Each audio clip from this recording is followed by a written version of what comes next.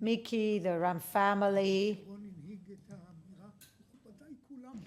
my honorable audience. I'm happy to be here today. Maybe happy is not the appropriate word, but I will speak shortly about Oded that I worked with in several positions, and also will speak shortly about Jordan, which is the topic of the conference. I had the honor of being the head of the delegation that worked on promoted the peace treaty at the time. I see several of those who partnered in the drafting of the normalization agreement. I cannot avoid telling the old story that you may all be familiar with about Joe Sisko, about the story that Joe Sisko would always tell, and those who know me have heard it from my mouth several times. Joe Sisko was Kissinger's deputy. He was saved from a flood in Johnson, Pennsylvania in 1899, and then 10 years he spent lecturing on how he was spared from that flood. When he came to heaven, he was asked by the angel Gabriel to present himself. And then he said, maybe I'll speak about how I was saved from the flood in Pennsylvania. So the angel said, well, that's a pretty narrow and restricted topic. Maybe speak about something else. And just note that Noah will be in the audience as well. So soon we will commemorate the murder of Prime Minister Yitzhak Rabin, who, as we know, was the one to sign the peace treaty between Israel and Jordan. And it is our obligation to commemorate and always remember, and all the more so nowadays when we're confronting severe and difficult challenges.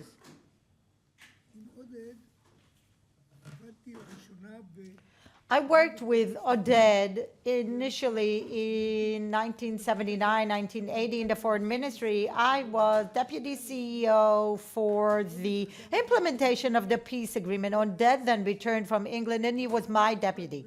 And we worked together and we became friends. It was a very interesting time. We were responsible for the normalization agreements. The Egyptians didn't like this term. We had many such terms. And that's a story for another day. Later on, Oded took over my position as a representative of Israel in Washington in 1986.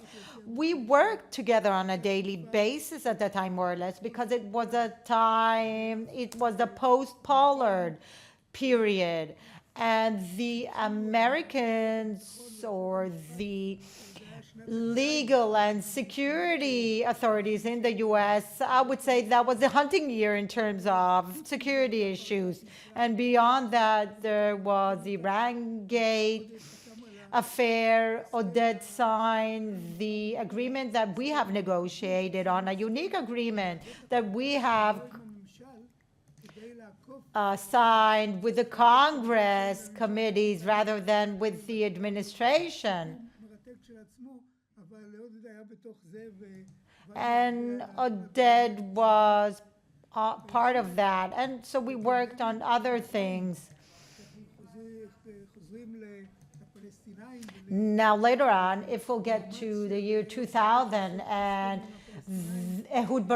Prime Minister Ehud Barak's effort to sign a peace agreement with the Palestinian, with Arafat in July 2000, then Oded was responsible for a time for the Camp David negotiation, and then he had joined me.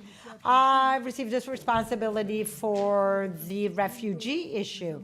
And I remember one morning how President Clinton called in myself, Abu Allah, and several American representatives. And that was, I think, the last time that Oded and myself worked together. Oded was very talented person, sharp, wise, diligent, knowledgeable. He wasn't always an easy person, but he contributed a lot to the country as deputy CEO of the Ministry of Foreign Affairs. And we remained in contact until his last days. He wrote a lot, and he would send what he wrote to me. And the public service is surely happy with his contribution.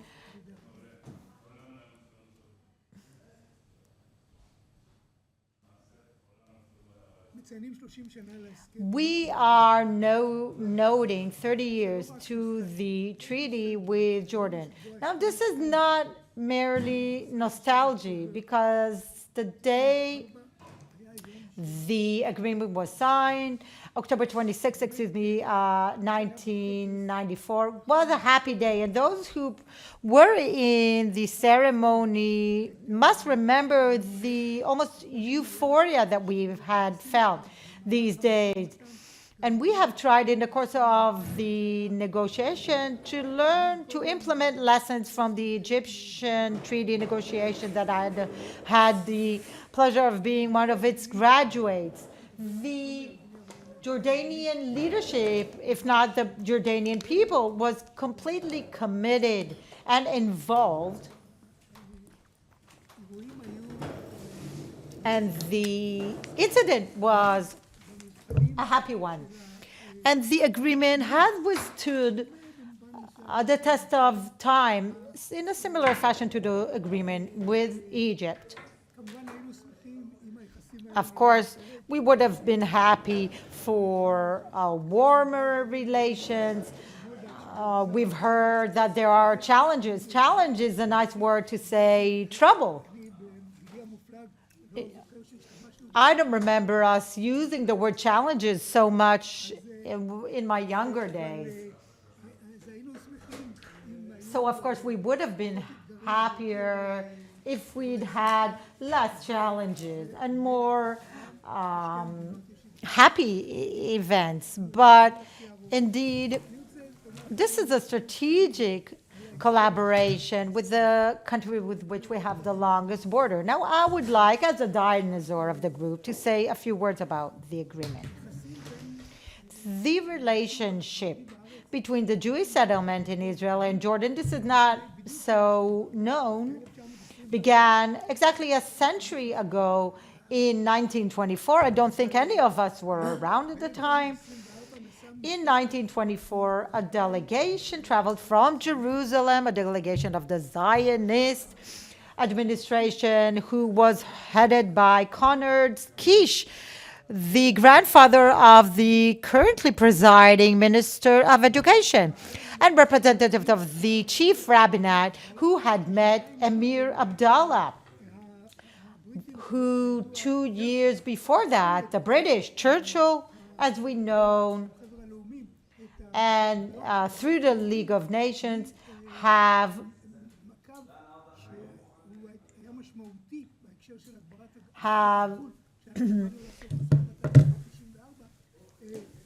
defined the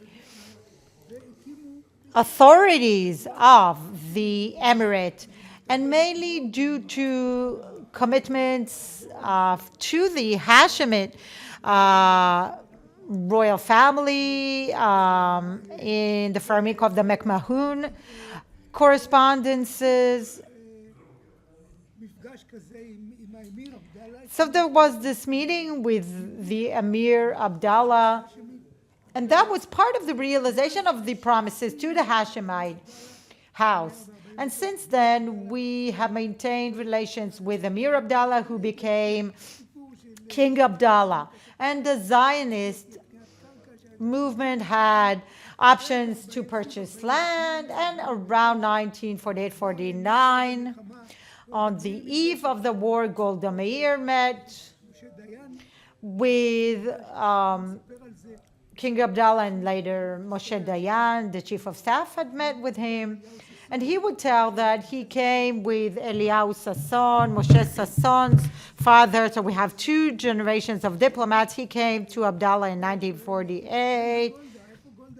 And Abdallah asked, where is Golda that came before? It wasn't clear for a king in our region that a woman would be sent to speak with him. And he was told that she was appointed as an ambassador in Moscow, and he said, leave her there. Now, there was an attempt to forge an agreement, something that's familiar as the Dayan Shiloach document, and then King Abdallah was murdered on or assassinated on July 20th. Now, when Paris met on July 20th with the Jordanians on the other side of the Jordan, we were deliberating whether to mention it or not. At the end, the Jordanians mentioned it. And in 36, the Dr. Herzog met King Hussein. And later on, there was a series of encounters after the Six-Day War with the heads of the state. It was all confidential. Sometimes these confidentialities were leaked, as is customary in Israel. And since 1986, I was part of the confidential relationship with Jordan, and together with Ephraim Alevi and the coordinator Shmuley Gordon. And we would meet with the Jordanian on concrete matters of banking, of the then military administration. And that went on for several years. In 1991, it no longer was confidential. In the Madrid summit, Prime Minister Yitzhak Shamir met with Hussein before, on the eve of the Gulf War. That was the second meeting between the two. In 1987, he already met with him. And interesting, speaking, Paris always talked about London Agreement, and Shamir met for 3 months later on with Hussein. I was there, and Hussein didn't even mention London Agreement, which was quite wondrous in my eyes. On the eve of Gulf War in 91, there was a meeting that actually dictated certain red lines between Israel and Jordan, and after the Gulf War, the journey towards Madrid began. Baker, the Secretary of State, with various moves of diplomatic nature that in the end brought us to Madrid. And on the way, there were also another route, a parallel route that Ephraim Alevi and myself secretly traveled to Jordan a number of times during this year. You should have seen me with a wig. I had a wig on my head. This is unprecedented, really. My wife was very excited. Had a lovely mustache then as well. My daughters didn't even recognize me. Then they saw my picture. And we were the envoyeurs, Ephraim Alevi and myself. I think we were the first official envoyeurs since the ancient times to Jordan. That was part of a coordination that emerged towards Madrid, and then Madrid and Washington. And afterwards, during those 2 years, we reached an agreement that is called the Common Agenda Agreement. It's a common agenda agreement. This agreement was already signed in the end of '92 as a memo, but the Jordanians were afraid to sign it in the open before that someone else is doing something. So only after Oslo, that bypassed us, as you know, the delegation in Washington. This is a different story, obviously, within itself, but it's not for now.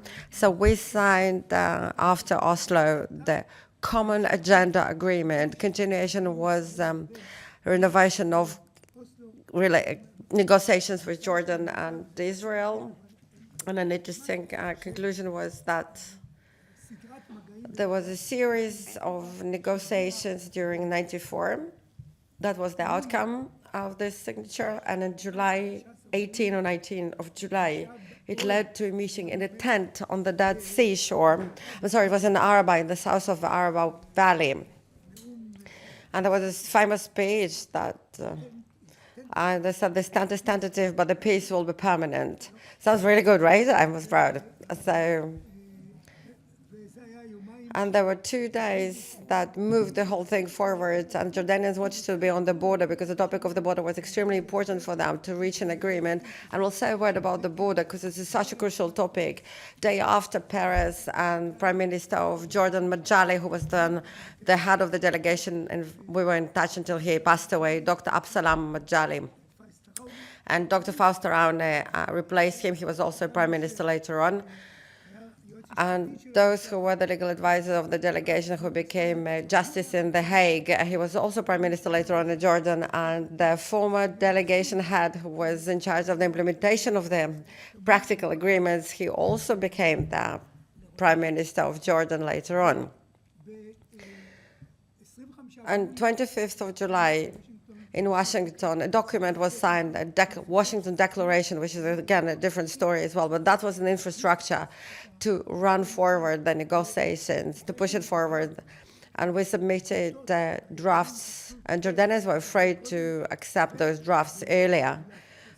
But luckily for us, and gladly, in September of 94, after negotiations and the Dead Sea in Aqaba and also in Beit Gavriel, there were negotiations and agreed on a draft to accept it as a foundation for intense negotiations, and their signature was in October of 1994, as been mentioned. And I just want to say a few words. I know that the time is very pressing, but the main topics, I just want to mention there were 3 topics, well, besides the just recognition and peace, embassies, and etc., everything that transpires. And the second ambassador was Professor Shimon Shamir, and the first one, Shimon Shamir, God bless his soul, and Iran was the second one.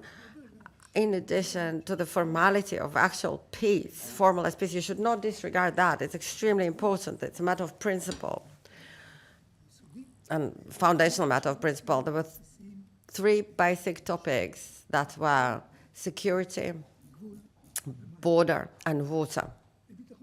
Well, security, I can say just one word because this is obviously the topic that still works. I'm obviously not in the loop today, but as far as I know, it still works.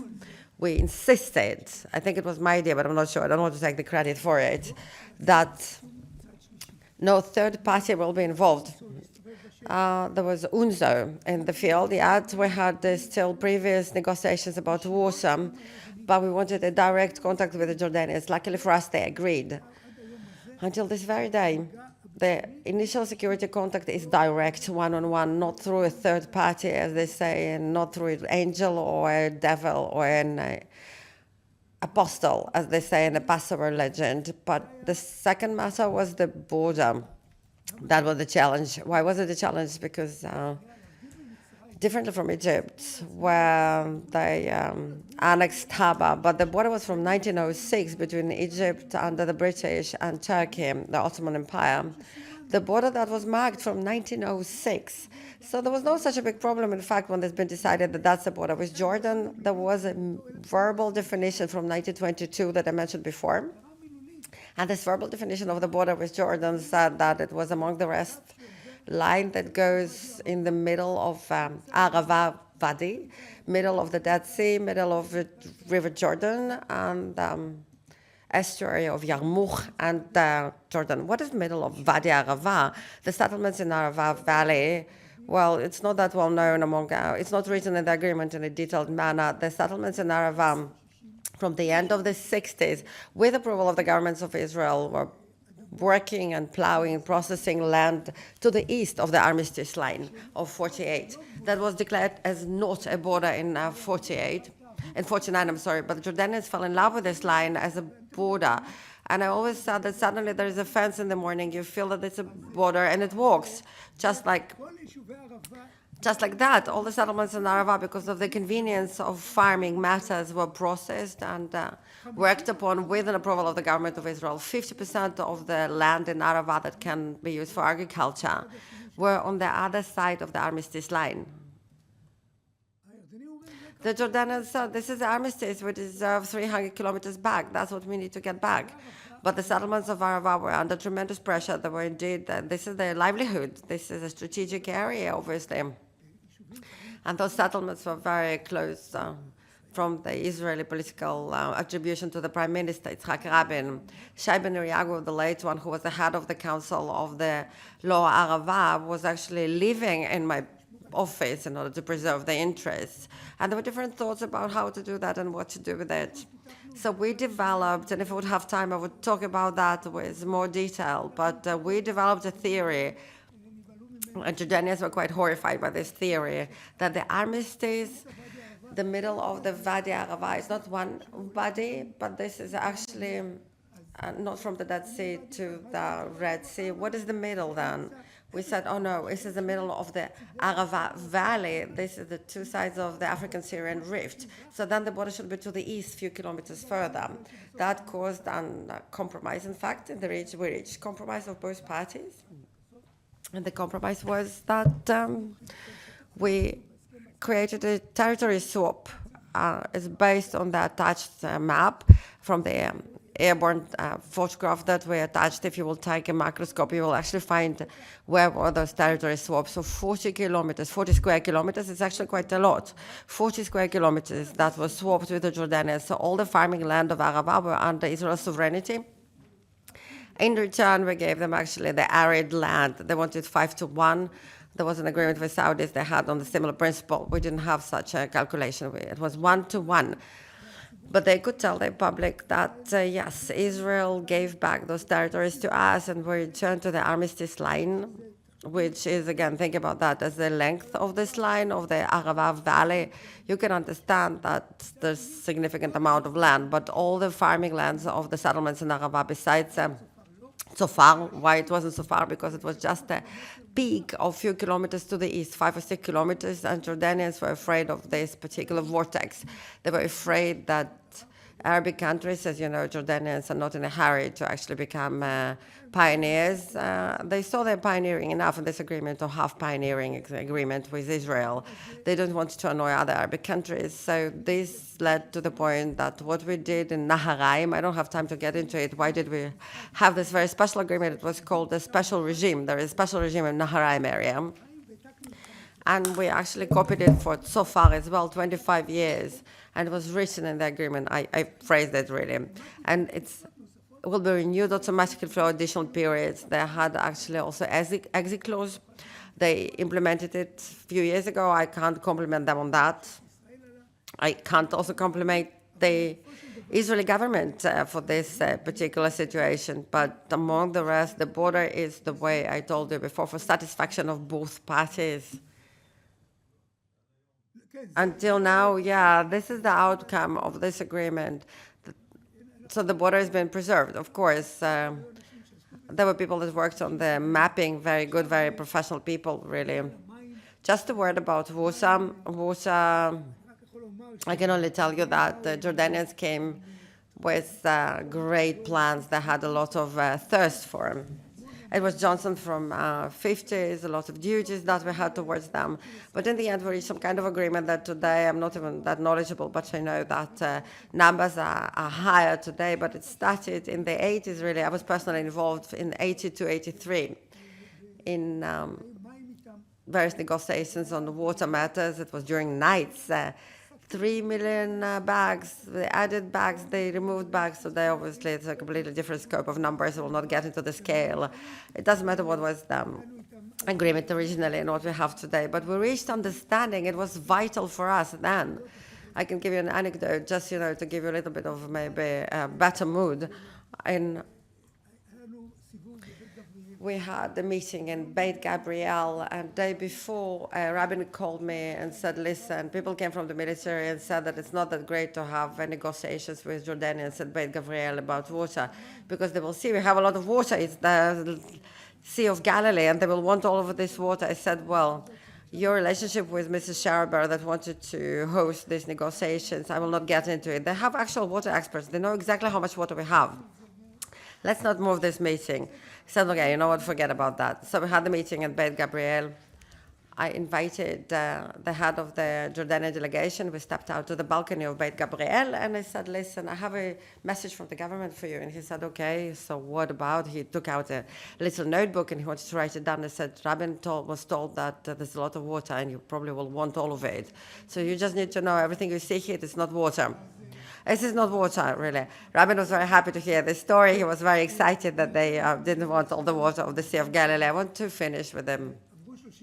30 years that went by, and it's been sad, challenges, there's so many disappointments. We don't like listening to the Jordanian statements of the Minister of Foreign Affairs and others and the way they behave in the UN, but I'm not sure that we can really look at the mirror with full satisfaction of how we behaved during those years. But I want to say one word about respect, about honor. I think that in general, respecting each other is a great thing when we talk about people. Pardon me, really, I may be the only one, but only the only one that feel that the negotiations then with all the 5 different sectors, Egypt, Jordan, Palestinians, Lebanon and Syria, I participate in all 5 of those sectors. In the world we live, honor and respect is extremely important, and not necessarily all of our leadership especially behaved with respect, but respect is not just politeness, it's not just good manners, it's culture. It's also benefit that is in it. When you respect the person you negotiate with, you receive trust. Having trust is something will bring you yield. If you give this respect, you will get it back. And when I'm looking into the future from that particular point, we must preserve those relations. And part of it is also a matter of respect, of honor. Is it the longest border we have? And this week, we celebrated an anniversary to Moshe Dayan. And we were there in Camp David as peace with Egypt. And the last conversation I had with Dayan, who was, by the way, very much took a significant interest in Jordan. He met Hussein in 76. He met him a number of times. So he was quite into Jordanian matters. And our last conversation was then, it was the end of the Yom Kippur War, 9 days before he passed away, and 2 days after assassination of Sadat. And Dayan told me that in this conversation, I always remember it as some kind of maybe a will he left, preserve peace with Egypt. The Americans preserving peace with Egypt as much as possible, because it's an important asset for the State of Israel. And I'm imposing the same statement upon Jordan. Thank you so much.